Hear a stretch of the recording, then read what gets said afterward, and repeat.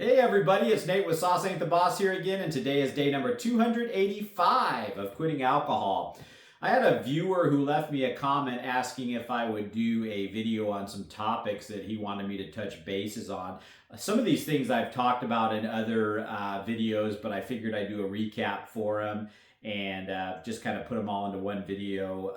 The first thing he mentioned was he used to smoke marijuana quite a bit, and that's something that I've talked about before, having other addictions and what I think about those things. And here's the thing, what is addiction, right?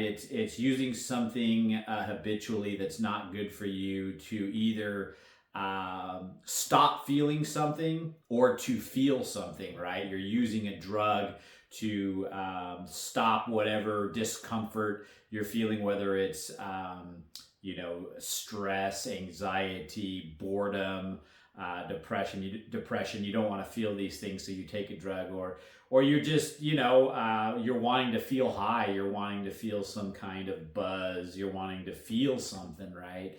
And we have to learn to live life without addiction if we want to be happy, if we want to be the best version of ourselves we can be, if we don't want to be selfish, rotten people, because using a drug is selfish. It's we're wanting what we want. We don't want to live life on its own terms. And when we're going through life drunk or buzzed or high or whatever, we're the only ones, typically in that environment, sometimes feeling that way, while others are just feeling life and going through it without that drug, right? And I noticed when I quit drinking, I felt an emptiness inside, and a lot of us want to fill that emptiness with something else. Once we quit one drug, we want to fill that void with something else. That's why a lot of people who quit smoking, for example, balloon and they get really fat, is because they're feeling that emptiness that the cigarettes created. That buzz, that something to do, that whatever it was they were getting out of the cigarette. So they replace that with food. That's why a lot of the times you'll see people that quit drinking go to food, or maybe marijuana or something like that. And it's like I've talked about, you don't want to trade one addiction for another, because you're really not getting to the true root of the problem, which is, a lot of us have problems with ourselves. We have a problem with, not facing certain things, feeling certain things, or learning to just live life without taking a drug. And we have to learn to do that. And so, food can be a drug.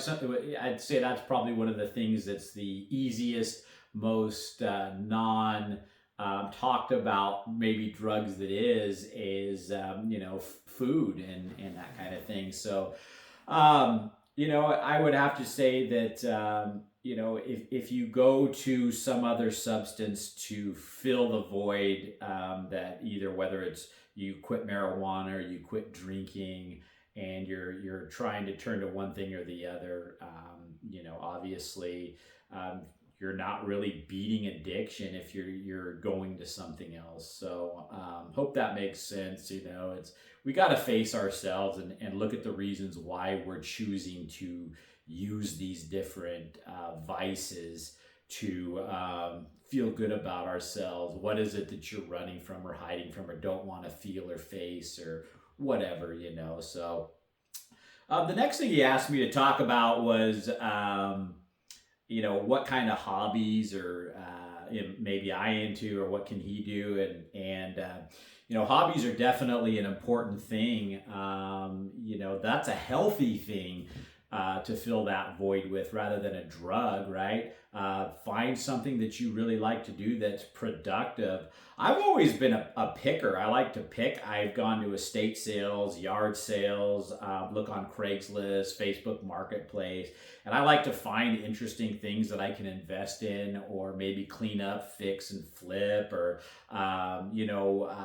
that's been one hobby of mine. I've gotten a lot of my wealth and things that I find special in my life, that are kind of my treasures, so to speak, that are odd and unique, that I own, from doing that. And I've made good money, at times in my life doing that too. And so I enjoy it. It's fun. It gives me a project to work on. Sometimes if you buy something that needs to be repaired, it takes time to fix it, and that can keep you busy. Not to mention the looking for the items. So that's one thing I enjoy. I also like working on cars. Right now, I bought a Toyota FJ Cruiser from New Jersey, and they coarse salt the roads there, so the whole undercarriage is covered in rust.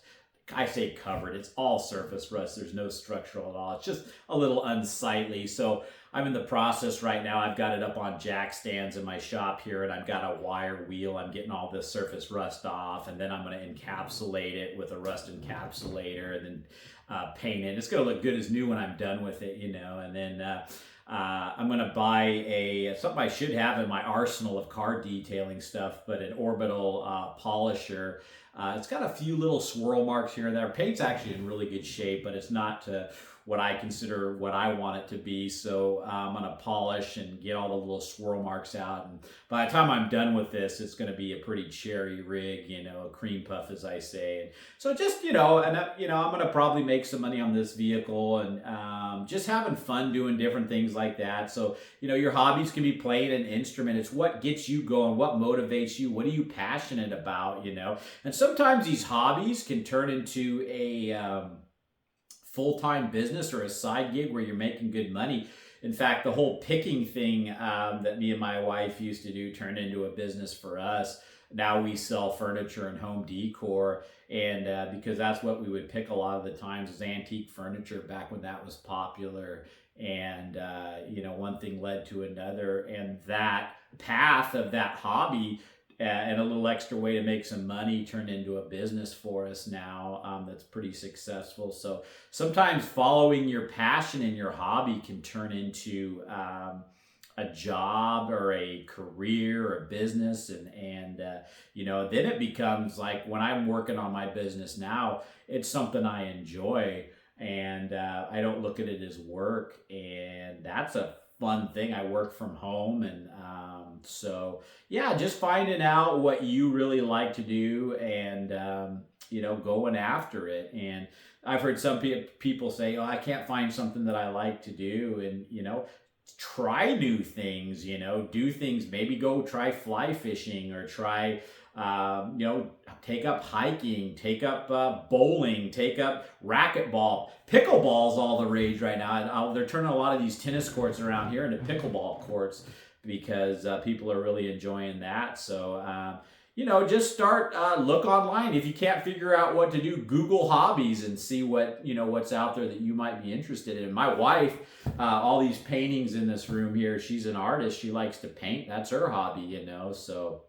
But hobbies are definitely good to keep you, away from alcohol, keep you busy, finding something you like to do.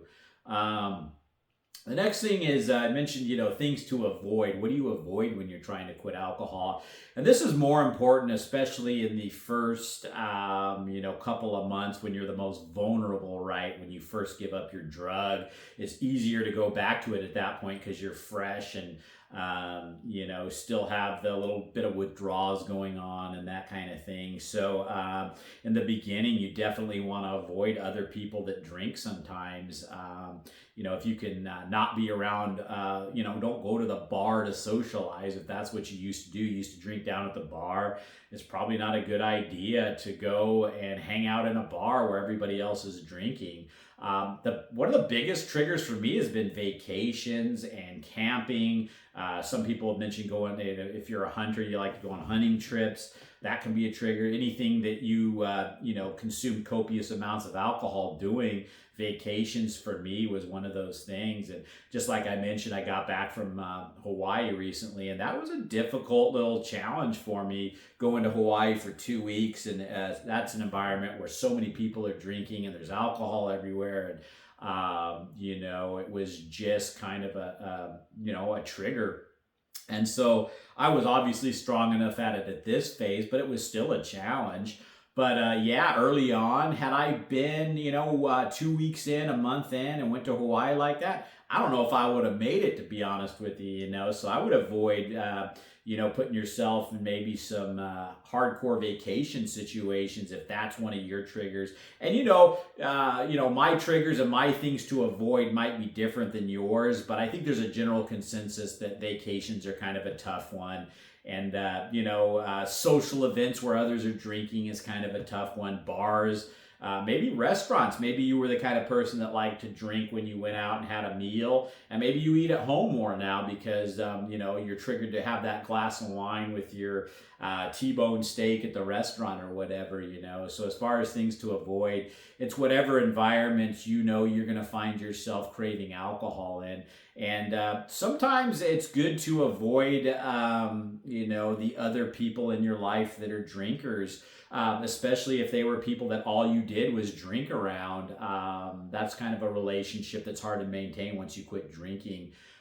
So I know there were there's also people in my life that weren't drinkers that triggered me to drink when I was around them, just because they're high stress, toxic people, you know. And if you find yourself, maybe there's certain family members or friends that maybe they're not drinkers, but they just put this vibe on you that makes you want to drink because after getting done dealing with them, you're finding yourself just, you know, kind of in a way that makes you want to drink, then avoid those people, you know. Maybe the grocery store, walking down the alcohol aisle for some of us is difficult. Avoid that aisle. I mean, so, you know, really kind of sit down before you enter in this journey, or if you're already in it, ask yourself, what are the things that are going to trigger you or be, you know, craving inducing type of things, and maybe make a list of those things and avoid those. So that would be my advice. And the last thing was, you know, he mentioned what kind of foods to eat and drink. And it's like I mentioned, for me, I immediately started eating pretty healthy, and I really ramped it up after the first couple of months. I allowed some splurging a little bit the first month of quitting alcohol, second month a little bit. But after that, I kind of went hardcore into my current healthy eating routine and workout routine. And as a result, I've been able to lose 50 pounds. But again, we talked about trading one addiction for another, and food can be one of those things. You know, I've got a lot of people in my family, extended family, that have had like eating disorders and stuff like that, you know, or they're pretty fat. And, you know, so I can see how easily it can be to go down that road where you just balloon. So you got to pay attention to that. So, you know, you kind of want to eat healthy, and it helps to speed up the process, I think, of quitting alcohol if you can get through those food cravings too, because you start to see yourself losing weight. You start to see yourself looking better if you're eating healthy stuff. And, you know, the sooner you start seeing results from living a healthy lifestyle, including eating healthy and quitting alcohol at the same time, it's just like I said, it's like turbo boosters on the process, where you go, wow, now I'm seeing, you know, the fruits of my labor, so to speak, and I want to keep on this path. So I would kind of avoid the junk food and kind of adopt a healthy lifestyle right out of the gate as far as your eating habit. Now, is it better to splurge and you know, you're going to get some sugar cravings when you quit alcohol? That happens to just about all of us that do. Is it better to have, you know, a bag of Skittles than to go back to the alcohol at that point? Probably, yeah. If you just can't do it, if it comes down to it, I'm either going to have this or I'm going to lose my shit and, you know, go back to the vodka or whatever it is you drink.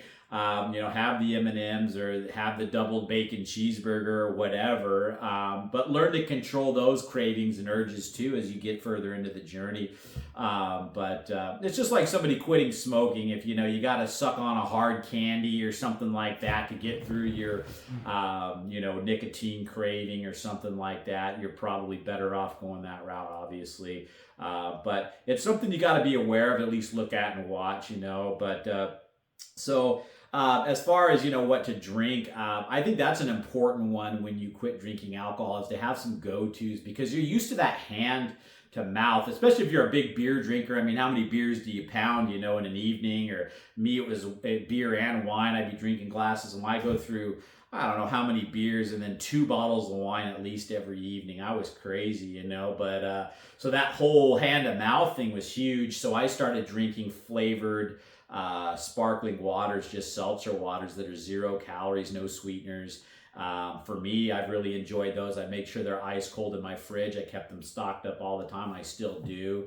And there's always new flavors coming out on the market: strawberry watermelon, or lime strawberry, or cherry limeade, or whatever. And so the variety, I just keep a good variety around and always look for some new flavors to keep it interesting and stuff. But and I'd find when I'd run out of those, or I wouldn't remember to put some in the fridge, you can kind of feel yourself craving a beer again or something. So I think keeping yourself well hydrated, keeping some drinks on hand cold all the time that you like to drink, is a big part of something that's going to help you with this.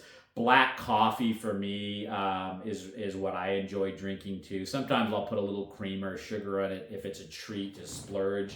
A lot of people like to drink tea. I've never been a tea person, but hot tea, can be something, or iced tea. But maybe look at what you like to drink. Again, I'd avoid soda and energy drinks and stuff like that. I mean, they're not the healthiest for you. Again, are you better off having a Red Bull or a glass of vodka? I'd go for the Red Bull, but I find if you stay well fed, well hydrated with healthy foods and healthy drinks, it also curbs the alcohol cravings. I found when I got really, really hungry, let myself go too long without eating, or really, really thirsty, I would find myself craving alcohol more. But the minute I ate a meal and had some water or a sparkling water, whatever, it would subside. So not letting yourself get too hungry, get too thirsty, I think really helps out. As far as foods that I enjoy, I mean, really, I've gotten to the place where I don't have to enjoy my food. I eat 2 cans of wild salmon in the morning for breakfast, followed by a cup of Greek yogurt with protein powder in it. I mean, that's a typical breakfast for me now. And then I needed some mid-meal today because I was finding myself really hungry, so I had some low-fat cottage cheese and a bunch of blueberries, and I kind of focus more on a high protein diet because I'm lifting weights, building muscle, and it keeps me more. I can keep a calorie deficit when I'm eating protein because it's more. It's got better satiety. You feel fuller when you have protein versus a bunch of carbs. And for me, that higher protein diet's been good for the muscle building, keeping me full even while maintaining a calorie deficit. I'm to the point now, though, where I feel like I want to hit my maintenance calories rather than a deficit. So I've kind of been eating a little bit more than I have to get the weight down, on losing the 50 pounds. So, I think watching the food is important. Maybe not so much the first month or two, but at some point you're going to have to reel it in and be like, okay, I'm not going to sit here and balloon because I'm quitting alcohol. I mean, the whole point of quitting drinking is to be the best version of ourselves we can be and to get healthy and to lose some weight possibly and not have health problems. And if you just go ham on, eating whatever the hell you feel like, again, you're kind of giving up one addiction for another, and you could find yourself gaining weight, getting diabetes or something like that, So, and after a while, you start to look forward and enjoy the foods that are simple again. I don't know. I mean, if I have, when I was drinking and eating whatever the hell I wanted, if I had grapes or something like that, I didn't want to eat grapes or an apple or a can of salmon or eggs even, or just some of these basic whole foods or something. It tastes like crap to me, or I just wasn't interested in it, right? But now, man, if I have a bowl of grapes or some blueberries, or man, it's so flavorful and good, and you just got to retrain yourself to get away from this bad crap and start enjoying the simple things again. And I find myself now being like pineapple. I ate a ton of pineapple when I was in Hawaii. They're so good over there, you know. And I mean, it was just like eating candy. I loved it, you know. And so you know, maybe you sacrifice and feel a little bit like you're missing out on some of these rich foods for a while, but that doesn't last forever. You do it for a while, and then eventually, you know, you really look forward to any meal, especially if you're in a calorie deficit trying to lose weight. Hell, anything tastes good at that point, right? So. So that's kind of the topics, you know, in his questions he wanted me to cover. So I hope you guys got something out of this one. If you guys have some topics that you'd like me to talk about, leave them in the comments below. If it makes sense, I'll definitely do a video on some of these things you guys might have questions about. So yeah, I'll leave it there for today. If you guys are enjoying these videos, please give them a like, subscribe to the channel if you can, and most importantly, remember, sauce ain't the boss. You are. You guys have a great day.